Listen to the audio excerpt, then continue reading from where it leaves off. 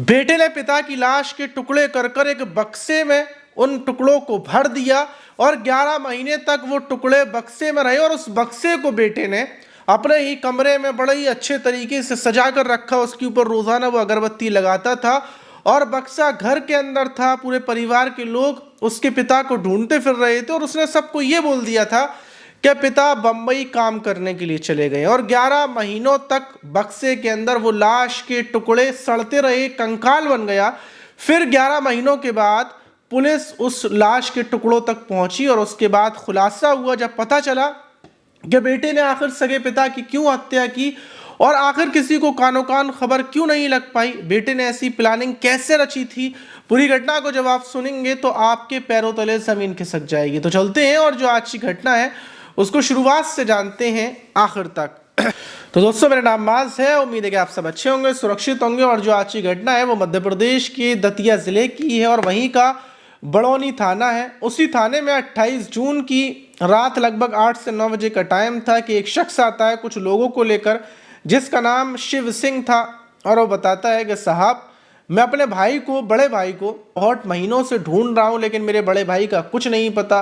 और मुझे लगता है कि जो मेरा भतीजा है उसी ने मेरे भाई की हत्या कर दी है। पुलिस पूछती है कि तुम्हारे बड़े भाई कौन थे, कहाँ रहते थे। तो बताता है क्या उनका नाम उदयभान है और वो यहीं जो गांव है इसी गांव के रहने वाले थे। और जो उनका बेटा था नितिन, उसके साथ वो रहते थे। लेकिन आज से 11 महीने पहले 2025 के अगस्त में वो गायब हुए थे। लेकिन उसके बाद जब परिवार के लोगों ने नितिन से पूछा तो नितिन ने ये बताया क्या पिताजी बम्बई गए हुए हैं और बम्बई में ही रिक्शा चलाते हैं। लेकिन 11 महीने हो चुके हैं, अभी तक ना किसी ने बातचीत की है उदयभान से, ना कोई कांटेक्ट हो पाया है। और बेटे के पास जब भी जाओ उसके पिता की पूछने के लिए तो वो एक ही बात बताता है कि पिता के पास कोई फ़ोन नहीं है, वो वहीं पर रहते हैं, किसी से बात करना वो चाहते नहीं है। मैं भी फ़ोन करता हूँ, मुझसे भी बात नहीं करते। और ऐसे कर कर वो टाला मटोली कर कर कई महीनों से हम लोगों को घुमा रहा है, मतलब 11 महीनों से घुमा रहा है। लेकिन अब मुझे शक होने लगा है कि बेटे ने ही अपने पिता की हत्या की है।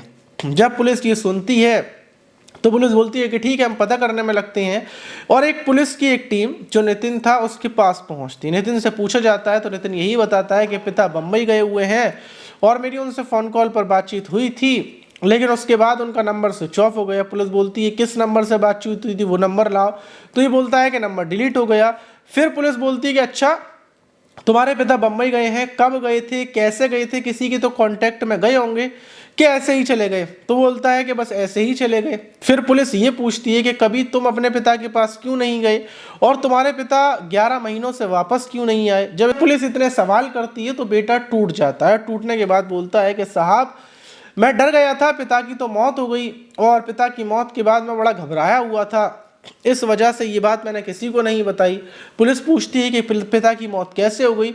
तो बताता है कि पिताजी घर पर थे और जो हल होता है उसे मैं ऊपर छत से ला रहा था, वो अचानक से पिताजी के सर में लगता है और उसके बाद पिताजी की मौत हो जाती है। क्योंकि घर पर हम दोनों रहते थे, मेरी माँ तो है नहीं है और कोई है भी नहीं है, क्योंकि नितिन की उम्र लगभग 28 से 29 साल है, इसकी शादी नहीं हुई है, इसकी माँ का निधन हो गया था और अपने पिता के साथ ही अकेला रहता था।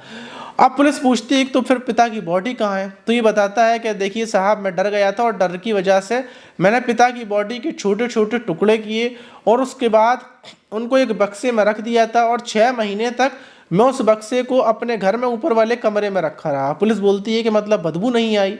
अब जब ये पूछा जाता है तो बताता है कि साहब, बदबू इस वजह से नहीं आई कि मैं रोज़ाना अगरबत्ती जलाया करता था, परफ्यूम वगैरह छिड़कता था और ऊपर वाले कमरे में, क्योंकि वो ऊपर कमरा है, दूर तक खेत है, तो मैंने ऊपर 3-4 पंखे लगा दिए थे कि अंदर जो भी बदबू होती थी फौरन वो पंखे उस बदबू को बाहर फेंक दिए करते थे।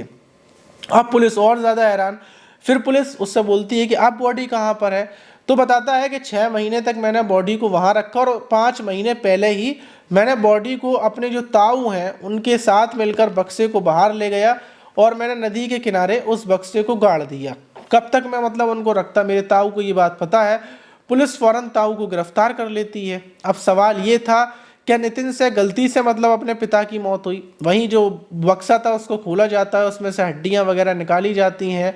पुलिस कंकाल से जांच पड़ताल शुरू करती है, तो पुलिस के आंकड़े थे कि नहीं, जो पिता की मौत एक्सीडेंटली मतलब गलती की वजह से मौत नहीं हुई है, बल्कि पिता की इसने हत्या की थी। इससे सख्ती से पूछताछ की जाती है, क्या मतलब तुमने हत्या क्यों की? तुम बता रहे हो कि एक्सीडेंट हुआ है, एक्सीडेंट से मौत नहीं हुई, बल्कि तुमने प्लानिंग से हत्या की थी। जब ये सवाल किया जाता है तो बताता है कि हाँ साहब, मैंने ही हत्या की थी, मैं बचने की कोशिश कर रहा था। ये बताता है कि 11 महीने पहले इसके पिता ने इसको 40,000 रुपये दिए थे ट्रैक्टर की किश्त भरने के लिए, लेकिन वो पैसे इसने जुए में, शराब में उड़ा दिए। और उसके बाद जब इसके पिता इससे सवाल कर रहे थे, रोज बोल रहे थे कि जाकर किश्त भरो, वरना पैसे कमाओ, कहीं से भी पैसे कमा कर लाओ और फिर किश्त भरो, वरना घर के अंदर मत घुसना। जब पिता ने ऐसी सख्ती दिखाई तो ये परेशान हो गए, 40,000 रुपये कहाँ से लाता?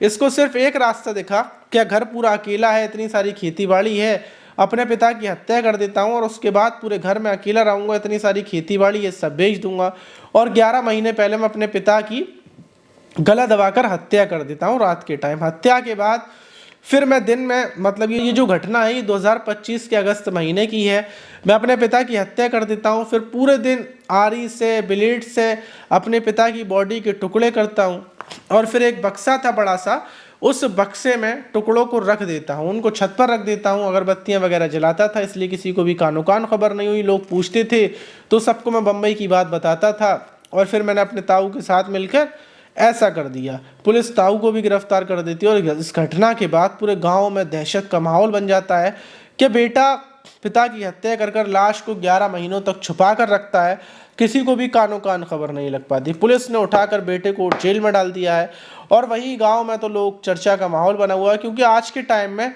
इंसान को सिर्फ पैसा दिख रहा है, रिश्ते नाते सब कुछ लोगों ने छोड़ दिए हैं, बस पैसा। अब आप इस घटना पर क्या बोलना चाहिए कमेंट बॉक्स में ज़रूर बताइएगा। मिलते हैं किसी और वीडियो में, जब तक के लिए अपना ख्याल रखें, सुरक्षित रहें, सावधान रहें।